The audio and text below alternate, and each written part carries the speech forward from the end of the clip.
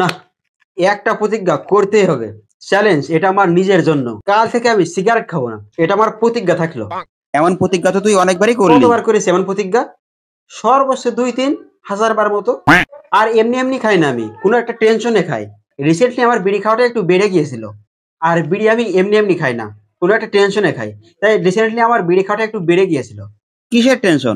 ওই সিগারেট ছেড়ে দেবো তার টেনশনে। আর সিগারেট ছাড়বোই বা কি করে? হ্যাঁ, সিগারেট ছাড়ার পর সিগারেট খোর বন্ধুরা মানে এত মহান হয়ে যায়, যারা কিনা সিগারেট খাওয়ার সময় সিগারেট চাইলেও দিত না, মানে সে মরে গেলেও দিত না, তারা সিগারেট খাওয়া ছাড়ার পর সিগারেট ধরাতে দিচ্ছে।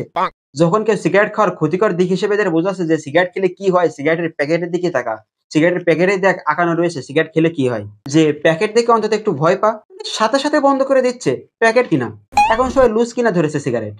আর একটা গল্প শুনেছিলাম যে একটা সিগারেট খেলে নাকি 11 মিনিট আয়ু কমে যায়। আমি একটা হিসাব করে দেখলাম, ওরা যতগুলো সিগারেট খেয়েছে এ পর্যন্ত তার আয়ুটাকে যোগ করলে 300 বছর হচ্ছে। তার মানে ওদের 300 বছর বাঁচা উচিত। ওরা আমার বন্ধু না এক একটা কচ্ছপ।